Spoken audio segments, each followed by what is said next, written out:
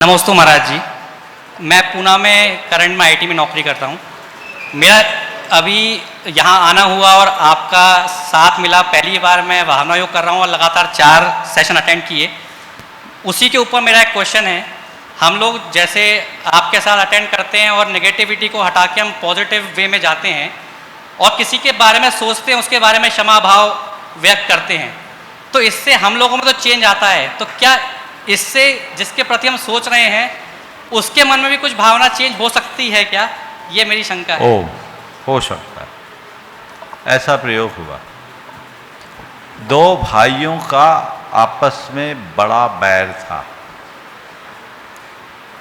बड़ा भाई छोटे भाई को माफ करने के लिए तैयार नहीं था।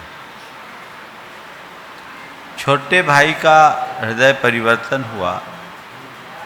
उसने एक दिन अपनी व्यथा मुझसे कही कि महाराज, हम चाहते हैं ये बैर यहीं मिट जाए, पर भैया है कि किसी तरीके से बात करने को भी राजी नहीं। मैंने उससे एक बात कही कि तुम एक काम करो, अपने भाई की तस्वीर रखो और भाई की तस्वीर सामने रखते हुए रोज बार बार एक बात दोहराओ, भैया मुझे माफ़ करो, भैया मुझे माफ़ करो, मैं क्षमा चाहता हूँ, आप बड़े भाई हो, आप महान हो, मुझे माफ़ करो। और रोज़ ऐसा बड़े भाई की तस्वीर के सामने ऐसा रखो और मन में ऐसी भावना भाव कि भाई मुझे माफ़ कर रहे। आप सुनकर आश्चर्य करोगे, कुछ दिन बाद उसके बेटे के विवाह का प्रसंग आया। बेटे के विवाह के टाइम में अब भाई को बुलाना है। अभी तक तो भाई बात करने कोई राजी नहीं, कैसे बुलाएं। धर्मपत्नी ने कहा अपने को तो भैया को बुलाना चाहिए, और उन्होंने बड़े भाई के दोस्त को अपना साथी बनाया। पति पत्नी दोनों दोस्त के साथ भाई के घर गए। भाई घर पर ही था।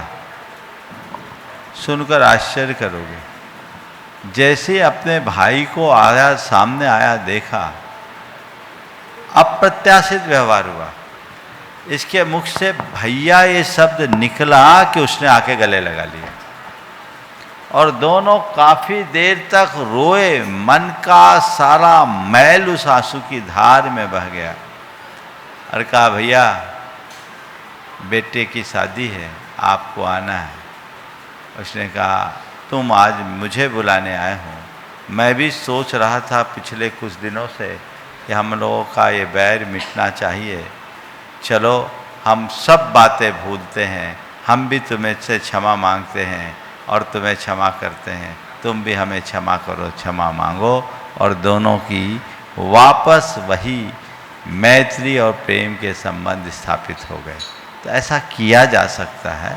हम जैसे भाव तरंग उत्पन्न करते हैं वैसा परिणाम है।